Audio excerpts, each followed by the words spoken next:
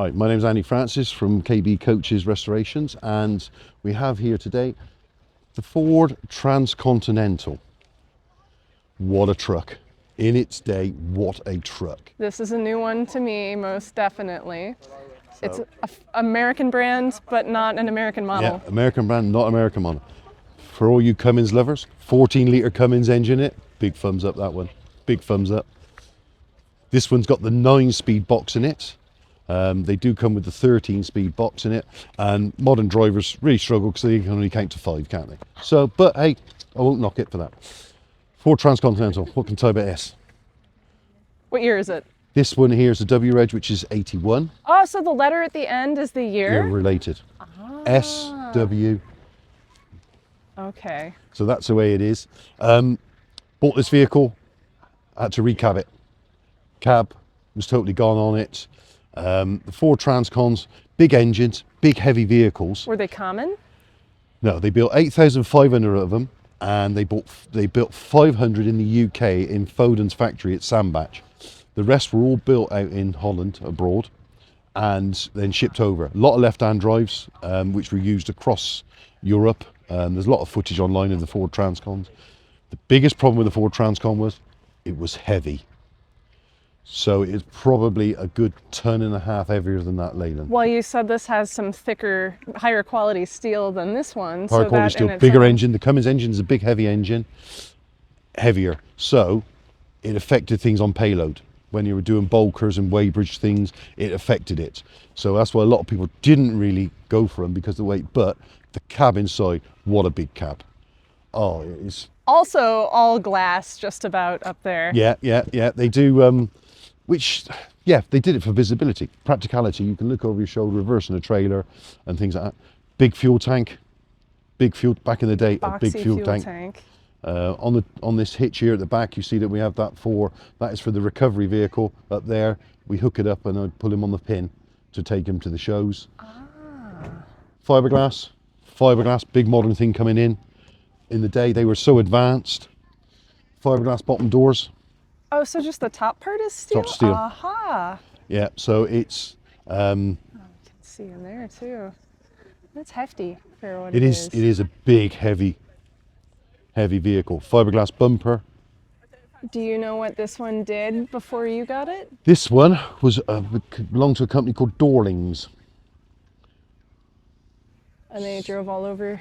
So this vehicle was restored in memory of my late father, which is him here on the left. He had a red one, and his mate had a red one as well, because that's what it was back in the day. And he ran this. I can remember going with him. I can remember all the things. The classic, the funniest story with the Transcon: if you got out and shut the door and you didn't unlock it, you'd lock yourself out.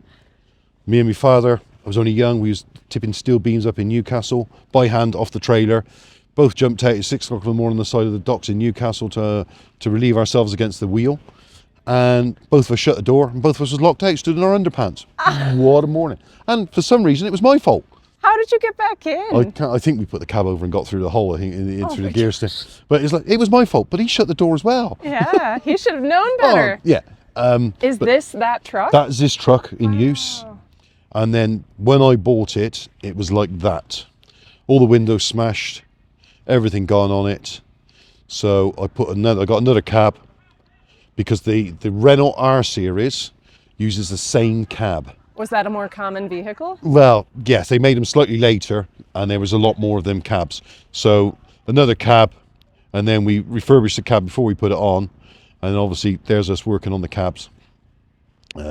Chassis, naked, topless, as we call it. But yeah. So were you looking for this truck, or No, it comes round. I get offered a lot of vehicles. because people know you'll take care of them? Because I'll look after them. They're done, they're restored, they're not for sale. As I said before, we do them, we keep them, and because I enjoy it. It's the point of people coming having a conversation, and they say, "Can we get inside? Get inside, have a look." It's not it's memories that that keep people going. You live on your memories a lot of the time, especially as you get older. And I like that you've parked these two next to each other because they do have a lot of similarities, Yes. but also a lot of differences. Yeah. But as for the Fords, you have a few Fords. Ford manufactured vehicles in London, right? No. Near London? They got Some the of big them. Ford factory is Dagenham, which was the car factory. So these Fords were built in Sandbach, which is Foden's, only the last 500. I've got one of them, which is we're quite unsure where the chassis number is, but we can trace a lot of the history through the chassis numbers, the builds and everything else. This one here has got the what we call the small cam, so he is a 290 brake horse, as opposed to the one next to it is the 340 brake horse, which is the 14-liter big cam. But that one is another story with that one again.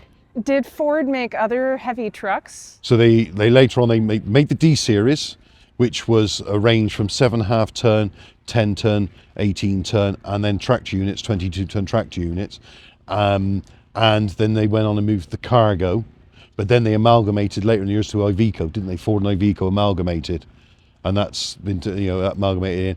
The Ford Cargo is a rare vehicle because they used to rot, and people say you could hear them rotting. Turn the radio up because you hear the rust falling out. It's it's we put the strap around it for safety reasons when we're on recovery, and trying to find period lights and things are always difficult, but obviously we try. This looks like a pretty different setup to an American truck, so. Well, and this is the thing, what I don't know, you would know. Yeah, well, I also I'm looking at things and I know that people are going to say, well, why didn't you ask about this? I'm like, because there are just so many things to look at. They can always ask us the Yes. questions. Yes. These originally, under here, the battery box is so big because they used to run 4 batteries on them. So in the series, but we obviously only put 2, and she's a lovely truck. Well, there ain't no lights to power, so. Inside this vehicle, so we've done a lot of work inside this one as well, trying to keep it as genuine as possible.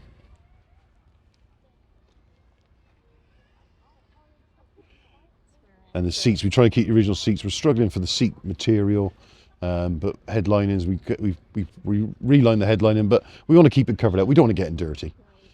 I don't know why, because it's like, yeah, it's going to get dirty. Well, I mean, you might as well keep it as nice as you can. But we insulate when we do, and we actually put insulation on the floor to keep all the moisture out and everything else. Just to basically, once they're done, we want to try and keep them. How old were you the first time you remember going out with your dad? On a Transcon, or And anything at all? I probably went with the old man when I was probably 3-year-old, and I used to sleep on the floor with the chains and ropes, and that was it. I'd be gone for days on end, and that was it. Then we'd go crawl across Europe with him. He used to send me with other drivers as second mates, off with wide loads. I'd be the second driver, second mate. As a child, I think at the age of 13, I think I smashed the first car up when I was shunting around a big yard with the trailer. Oops.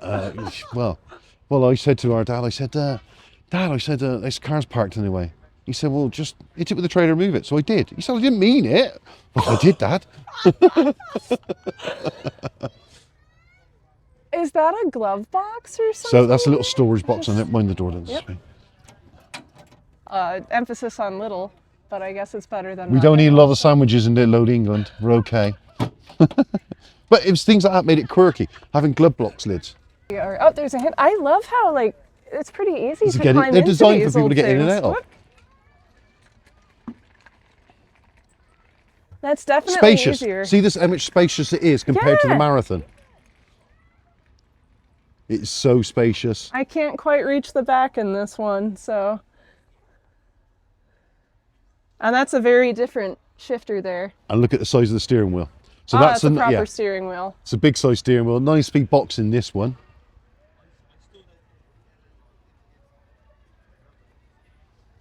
A little bit more going on the dash too. Yeah, little switches, like you had a switch for the interior lights. You had blowers on your face. You had storage boxes in the front, like a glove box. Only the lid only sat on there. That looks like an Atari or something. But these are just... They just literally sit down, but now here's something strange. We cannot get these, so I managed to get them made in wood. I was going to say that looks like wood. Because it gives it a grainy finish to suit the dash, and I can't get them because they're all destroyed. Oh, but you made them to match? Made them to match, and it doesn't look out of place, does it?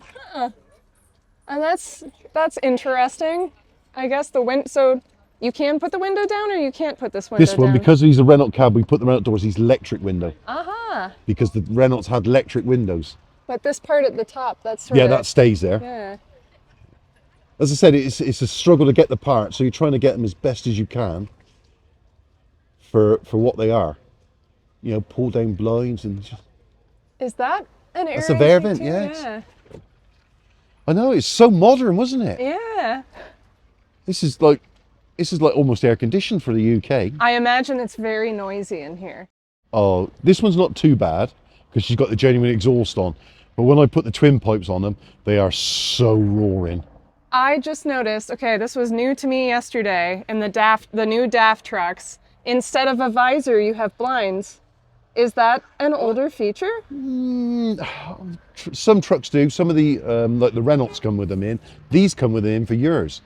I've had drop-down blinds. And it comes all the way Comes down to the level here? of that bar. And usually you'd have curtains going all the way around. And as drivers, you never actually liked the rear windows. Because if you leant against them, they were cold in the night. And the cold used to come through, the moisture used to come through.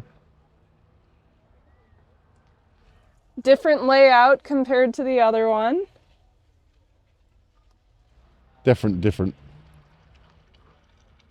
But what a truck. Ford, brilliant truck. Well, you clearly like them. How many do you have? I've got 3 restored and I've got 3 more to do. One of them is going to be a T cab. So we've lifted the cab off of one. It's a 6-wheel drag chassis, long chassis. Lifted the cab back, put it behind the engine. So I'm making a bonnet for the front and I put a big pod on the back of it. So just one and only in the world. So we'll have a go with it. Trying to modify a lot of things are very difficult. Steering angles, steering boxes, things like that. So I've gone for electronic steering on it for moving it. It's only going to be a show vehicle, not a road vehicle. Well, you did explain yesterday that it was sort of like if they would have done that back when it was new. So basically I'm using all parts from a Transcon that they would have gone to the factory and said, can I have a wing, can I have a grille, can I have a door, can I have this? They wouldn't have gone and made new molds. They would have just made it to fit. So the thing is trying to make it look as it was and not trying to make it look like something that's there today. It's like trying to get the angle. They would have had the same angles going around the cabs, the same stripes around, the same bottoms of the wings at the front, and they would have cut them all down rather than having new panels made. So that's the biggest struggle, is trying to make it look like it would have done then, rather than trying, well, we could slope that, curve this and make it modern. No. You can't change the cab. We've got to make it look old and ugly. We cannot make it look lovely and modern and sleek. And it's more difficult trying to do that, because it's like, what, they would have done this, they would have done that. So we're there. We're pretty much there. Is that kind of, I'd never seen a Scania with a bonnet before. The bonnet I've is seen Scania, pictures of them, and now there are quite a few here. But it's just the normal cab over that's been... It's literally the same cab over pushed back. Now, the thing is, the biggest problem you don't see a lot here is because the length. So when they were using bonneted vehicles in the UK, they only tend to put them on tankers and bulkers, because the bulkers and bulkers, tippers, big tippers. What do you call them in the States? Like a dump truck, an end dump or something, maybe? So an Arctic trailer that lifts up like a dumper, we call them bulkers or buckets. So they were always shorter than your fridge trailers, your flat trailers, so they could get away with it on length.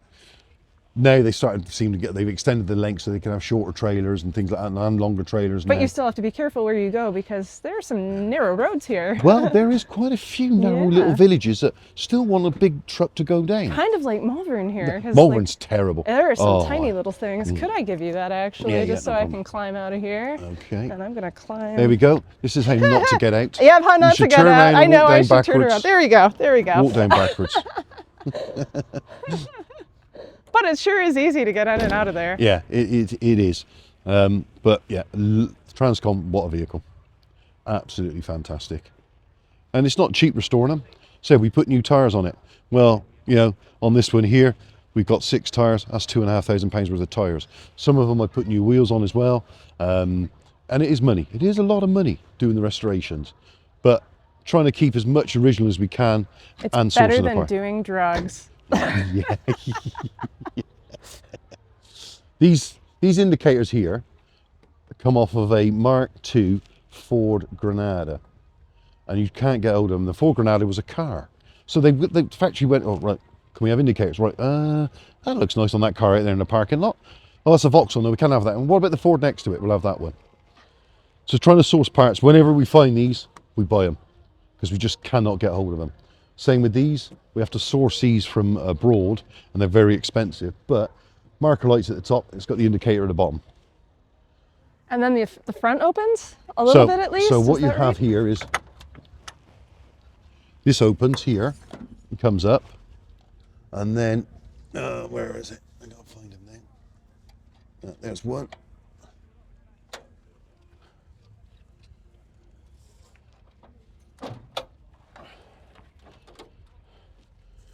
So, rad top. Look at the heater, big heater, not a big heater, not a big heater, but a big heater, but a heater. It Back looks in the like a day, it was a heater. Very basic. It's better than no access at all. That is a big old spring. Cab was very comfortable because it was a sprung cab. Back in, because everything else before that was just solid cabs. Is this the air intake? That's the air box there, yes. Throttle, and also another thing that the mechanics out there would ask the question. That is the brake. That there is a brake cable which goes to the brake valve behind the battery box. So this cable goes all the way back there. So the cable braked. I know. What happens when it fails? Well, you usually hit something when you get to the T on shit. Oh, shit. And in here, I bet you're glad you're wearing a white shirt today. Yeah, loving it. The cable comes all the way back to the foot valve here. Yeah, good thinking that Ford. Good thinking. That's not a thumbs up from me on that, but that's the way they were built. Generally, in a cab over, it's the gear, what would you even call it here? The cables for the gearbox. Gear stick cable. Long. These are rodded, so it's a steel rod that comes down. It comes down through here, and that's the gear selector here, which still you got more connection. You get play in the joints and the UJs, but generally on the whole is pretty good. Not as far as the cable for your brakes. So. No.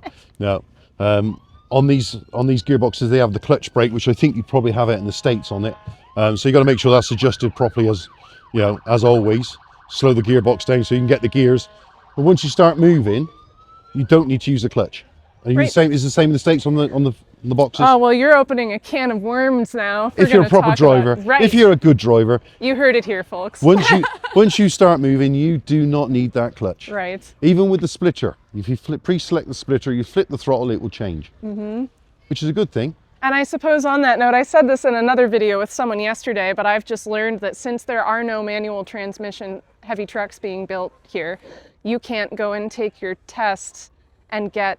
So the legislation in the UK is if you take your car test on a manual vehicle, so you pass your cars on a manual, you can take your bus and HGV on an auto, but it gives you automatically manual entitlement because you've already passed a test with a manual vehicle. Even though it's totally different driving a car. Totally different. But when was the last time a manual heavy truck would have been built here? They must still Couple years make some, ago? I think. Somewhere. If it might be like a special order. But, you know, modern truckers, they can't, I told you, they can't count over 5, so you can't give them too many gears. That's all I'm saying. And this 5 days a week, that's all they want to work. Right. But like, if you're going to keep these trucks alive and their stories alive, and then you have new drivers who don't even have to drive a truck with, or know how. Yeah. And I've said before, it's like I've got so many vehicles, I'm jumping in different vehicles, different gears, different splitters, and it's like, Do you struggle going from one to the other occasionally? Just a Occasionally. second? Yeah. Occasionally, it's like I've got 9-speed, 13-speed. That one there's got the dog, what we call the weird box in it. I've got a Volvo with a splitter on the dashboard, splitter on the stick. I've got a Scania with a range chain. I'm a driver, I can drive. If you can drive, you will get a vehicle moving and you will go. Drivers out there will agree with me. If you can drive, within the first 2 miles, you'll figure that vehicle out. If you can't drive, the first 2 miles, you'll ring in the office saying, I can't go nowhere, or you're still sat in the yard. You figure out the brakes, you figure it out.